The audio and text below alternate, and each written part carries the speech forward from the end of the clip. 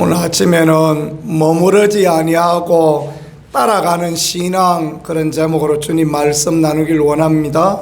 은혜와 축복의 귀한 시간 되어지기를 소망합니다.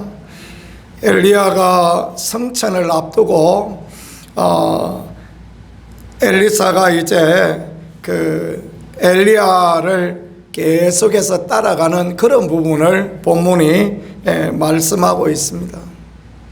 엘리사가 참으로 귀하다라는 것은요, 엘리사는 굉장히 부잣집 아들 아닙니까? 12겨리소를 가지고 있던, 긴 말하자면 금수저 물고 태어난 그런 인생입니다. 그런데 누구를 따라갑니까? 엘리야를 따라가요. 엘리야를 따라가고 엘리야의 손에 물을 붓던 자다, 그렇게 성경이 표현하고 있습니다. 굉장히 부잣집 아들 앞으로 가만히 있으면 권세를 누리고 살 사람. 그런데 엘리야 따라갑니다. 엘리야는 누구입니까? 당시 그 북왕국 왕가에서 굉장히 그 미움을 받던 사람, 인생으로 말하면 개털 인생이죠, 그죠? 자기는 호랑이 털을 타고 났는데 개털 인생 따라가서 거기 손에다가 물을 붓고 사는 그런 삶을 삽니다. 왜냐하면 엘리야와 함께 하시는 하나님께 부름을 받았기 때문에 그런 것이요, 또 섬김의 귀한 리더십을 그는 가지고 있기 때문에 그렇다라는 것입니다. 그렇습니다. 오늘 하나님은 어떤 사람을 좋아하시고 하나님은 어떤 사람을 기뻐하십니까? 우리는 오늘 이런 본문을 읽을 때 성령의 능력을 갑절로 부어주소서, 이런 구절에 매여 있습니다. 그러나 사실은 엘리사가 그런 사람이 아니라, 엘리사는 엘리야의 손에 물을 붓던 사람, 그런 귀한 섬김을 가지고 있으니 하나님께서 엘리야의 뒤를 이어 엘리사도 사용하시는 은총을 그렇게 허락하십니다. 십자가의 정신은 그런 것입니다.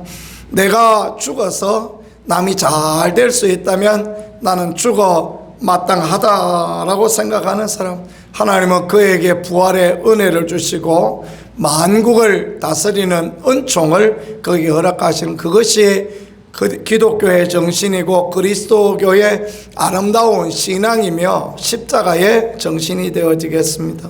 오늘을 살아가는 우리가 늘 엘리사와 같은 그런 영성으로 살아갈 수 있는 복된 분들이 되어질 수 있기를 간절히 소망합니다. 엘리야가 하나님의 부름받기 전에 엘리사에게 3번 머무르라 라는 그런 이야기를 합니다. 첫 번째 보니까 그들이 길갈에 있었어요. 길갈에 있을 때에 엘리야가 엘리사한테 하는 얘기가, 내가 하나님께서 나를 불러서 나 이제 갈 때 됐다, 그러니까 너 여기 머무르라, 그렇게 말합니다. 길갈은 어떤 곳입니까? 이스라엘이 요단을 건너와서 첫 번째의 그 기념의 돌을 쌓았던 역사적인 자리, 그 얼마나 아름답고 복된 그런 자리입니까? 여우 잡은 몽둥이 3년 삶아 먹는다고 우리는 늘 과거에 매여 있는 때가 얼마나 그렇게 많은지 모르겠습니다. 과거에 내가 열심히 하고, 과거에 내가 어떤 아름다운 것이 있었고, 과거에 내가 이렇게 헌신하고, 과거에 늘 매여 있습니다. 길갈은 과거를 이야기하는 거예요. 엘리야가 엘리사에게 너 그 길갈에 머물러 있거라. 나는 하나님이 불러서 가니까 너 길갈에 머물러 있으라. 길갈에 머물러 있으면 하나님의 영광과 하나님의 능력이 안 나타나는 거예요. 어쩌면 엘리야는 그 가는 길이 십자가의 길이고 고난의 길이기 때문에, 그래서 아마 엘리사에게 야, 이 부잣집 아들 니네 따라오겠느냐, 너 그냥 막 여기 머무르라. 마가가 첫 번째 선교 여행에서 포기하고 돌아갔던 것처럼 너 어쩌면 못 따라올지도 모르겠다, 길갈에 머무르라, 그렇게 이야기했던지 모르겠습니다. 그런데 엘리사는 무슨 말을 합니까? 선생님 무슨 말입니까? 내가 당신을 따라갑니다. 내가 여기 머무르지 아니하고 내가 당신을 꼭 쫓아가겠습니다. 그런 이야기를 하죠. 그 다음에 이 두 사람이 어디에 갑니까? 베델에 갑니다. 베델에 가서 거기에서도 똑같은 말을 합니다. 거기에서 엘리야가 하는 이야기가 엘리사에게 너 여기 머무르라. 베델은 어떤 곳입니까? 야곱이 그 하나님을 만났던 들판이 있던 곳 아닙니까? 그런데 지금 이 베델은 베델과 단에 금송아지를 만들어 놓은 우상의 도시요, 세상과 타협하는 그런 도시가 베델이다라고 말할 수 있겠습니다. 너 나 따라오면 힘들다, 너 나 따라오면 괴롭다, 그러지 말고 여기 그냥 베델에 머물러 있으라. 그냥 아하방하고 아합의 아들 아하시아하고 적당히 타협하면서 그래서 여기 머물러 있는 거 그게 니한테 좋다. 그렇게 시험하여 보는 것이죠. 그럴 때 엘리사는 뭐라고 말합니까? 똑같은 말을 합니다. 내가 여기 머무르지 않습니다. 내가 선생님 따라갑니다. 그러면서 따라갑니다. 그 다음에 간 곳은 어디입니까? 여리고입니다. 여리고는 이스라엘 백성이 요단 건너와서 만났던 첫 번째 승리의 자리, 헤렘이라 그러죠. 하나님께 드려진 도시, 완전히 멸망시킨 도시. 왜 여리고는 무너졌습니까?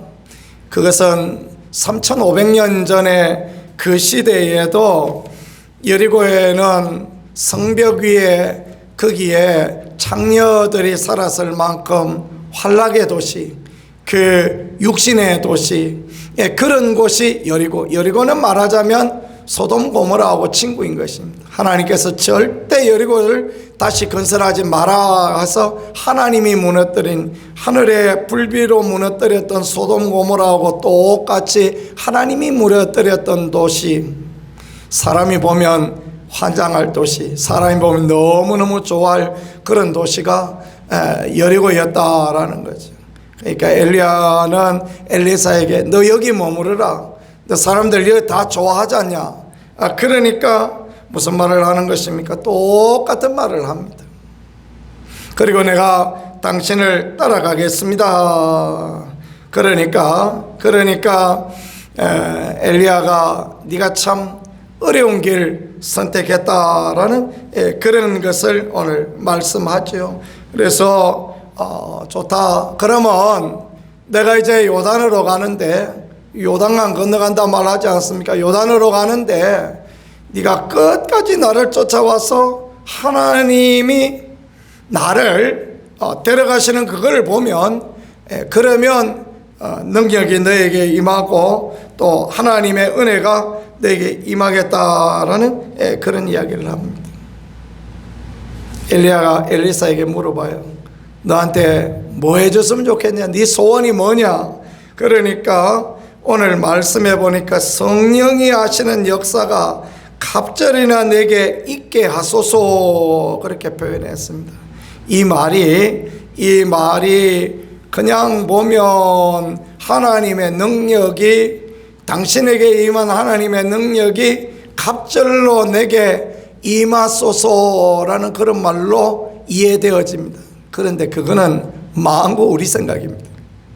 히브리어로 보면 이것은 무슨 말이냐 하면 내가 당신의 장자가 되기를 원합니다. 그런 의미를 갖고 있는 거예요. 그러니까 마지한테는 그 차자들보다 2배 갑절의 유산을 물려주는 것입니다. 아버지 재산이 10개입니다. 아들이 9명 있습니다. 그러면 마지한테는 2배를 주, 2몫을 주고 나머지 8명한테는 하나씩 쭉 주는 것입니다. 엘리사가 말한 게 당신이 가지고 있는 성령의 능력 2갑절 주세요, 더블 주세요, 그 이야기 하는 게 아니고요. 수많은 부흥사들이 그런 육신적인 생각을 가지고 그렇게 엘리사가 보세요 2배를 주세요 그랬더니 하나님이 2배 주셨다 이렇게 설교하는데 그런 의미가 아닙니다. 그런 의미가 아니고 내가 당신을 온 온전히 쫓아가는 당신의 그 장자가 되기를 원합니다. 그 얘기를 하는 거예요. 그 당시에도 수많은 선지자들이 있었지 않습니까? 여리고도 있고 베델에도 선지자들이 있었다라는 것을 말씀합니다. 선지 성도들이 많아요. 그러나 엘리사는 무슨 이야기를 하느냐? 당신이 갔던 그 길, 당신이 갔던 그 길을 내가 온전히 쫓아서 당신의 영적인 장자가 되어지기를 원합니다. 그러니까 엘리야가 하는 얘기가 네가 참 어려운 거 구한다. 이 길이 어떤 길인지 아느냐? 이 길이 고난의 길이고 이 길이 고통의 길이고 이 길이 괴로움의 길이다. 여기 뭐 좋은 능력 있는 길인 줄 아느냐? 이때까지 아직 이세벨이 안 죽고 있지 않습니까? 이세벨이 그냥 엘리야 죽이려고 이를 부드득 갈고 있는 그런 때입니다. 아하시아는 에골론에 있는 신 바알세불에게 물어보던 그런 시대입니다. 이 시대에 하나님의 특별히 아름답고 복된 일이 있겠습니까? 그렇지 않습니다. 따블에 능력 받아서 막 짠하고 나타나고 그런 거 있는 것 같습니까? 전혀 그렇지 않습니다. 그렇지 못한 시대입니다. 그 시대에 선지자의 생도들이 있었던 것은 하나님이 바알에게 무릎 꿇지 않은 7,000명을 남겨두었으니까 있는 것이지, 그 시대가 복음이 융성하고 그 시대가 선지자가 엄청난 일을 하고 그런 시대가 아니었다라는 거예요. 그래서 이제 말씀 뒤에 가보면요, 선지자의 생도 중에 하나가 죽었는데 빛을 많이 지고 죽어가지고 아들들이 종으로 잡혀가는 그런 이야기가 어디에 나오지 않습니까? 그런 상황 가운데 이 부잣집 아들 금수저 물고 태어났던 이 엘리사가 그 약대 트롯이나 입고 다니던 가장 가난한 엘리야를 쫓아 종이 되어지고 엘리야가 그 갔던 하나님의 사명의 길을 가겠다. 그러니 하나님께서 엘리사에게 성령을 부어주시고 엘리사에게 엘리야가 했던 일보다 더 큰 일을 감당할 수 있게 은혜 주셨다. 이게 팩트인 것입니다. 오늘 우리의 삶이 그렇습니다. 오늘 우리의 삶이 예수 믿어 부자 되고 예수 믿어 형통하고 예수 믿어 잘 되어지겠다, 그렇게 생각한 사람들에게 그런 은혜가 주어질 수 있습니다. 그러나 그것이 신앙의 전부다 생각하면 그건 우상 숭배하는 것하고 아무 다를 바가 없는 것입니다. 내가 예수님 믿어 내가 고난의 길을 가고 내가 예수님 믿어 주님을 위한 길이라면, 주의 복음과 주의 영광을 위하여라면 죽음조차도 두려워하지 않겠다라는 순교자의 온전한 정신을 살아갈 때, 그때 하나님께서 목사나 성도나 귀하게 여겨주시고 하나님의 은혜를 주시고 하나님의 성령을 갑절로 부어주시는 이런 은혜가 있게 되어진다라는 것입니다. 그러니 엘리사는 영광의 길, 무슨 찬란한 길, 보배로운 길, 내 욕심과 내 영광을 구한 그런 길로 가지 않았던 것입니다. 이 엘리야의 이야기 가운데 예수님의 시험이 생각나지 않습니까? 예수님이 사역을 시작할 때 그 시험산에서 시험을 당합니다. 뭘로 시험을 당합니까? 양식의 시험, 돌들이 떡이 되게 하라라는 그런 것을 사단이 시험하지 않습니까? 기적을 일으키라, 네가 뛰어내리라, 성전에 뛰어내리라, 기적을 일으켜봐라. 또 사단에게 절하라, 그러면 천하 영광을 다 주겠다.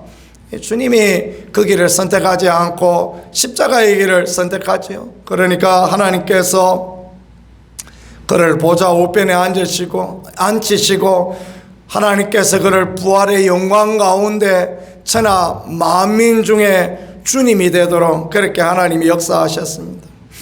오늘 십자가의 길, 믿음의 길을 가는 것은 죽으러 가는 것입니다. 죽을 길로 가는 거예요. 세상 사람들이 넓은 길로 가지만은 우리는 좁은 길로 가고 가시밭길로 가고, 그리고 세상 사람들이 볼 때는 저 사람 왜 저래 안 살아도 될 텐데 왜 저렇게 사나, 그 길로 가는 것. 저 사람 보기에 멀쩡한데 어째 저런가 싶은 그 길로 가는 것. 그것이 하나님 앞에 귀함이고 하나님 앞에 아름다움이 되어진다라는 것을 그렇게 보여주시고 알게 해주시는 것입니다. 복음을 귀하게 여기고 십자가를 귀하게 여기고 고난을 귀하게 여기고, 그래서 십자가를 질 수 있나 물어볼 때, 그럴 때 주님, 저는 질 수 없지만 주님 주의 은혜 가운데 지고 가기를 원합니다. 이게 십자가의 정신이고 이게 우리가 나갈 길이다라는 것을 말씀합니다. 복음이 자꾸 희석되어져서 세상의 방식으로, 세상의 유리함 쪽으로 그렇게 잘못된 부분으로 해석되어져 가고 있습니다. 프로테스탄트 기독교는 엉터리 복음을 가르치고 있습니다. 엉터리 복음은 무엇입니까? 성령의 능력을 갑절로 주소서, 그래가지고 막 능력 갑절을 받아서 막 짠하고 나타나고, 그것들, 우리가 능력 갑절 받아서 짠하게 나타나려고 능력 갑절 받는 게 아니고요, 위로부터 능력을 힘입어야 될 이유는 고난에도 묵묵히 이겨나가기 위하여서, 주의 사명 잘 감당하기 위하여서, 그래서 갑절로 능력받고 성령 충만받고 그렇게 살기를 원하는 것입니다.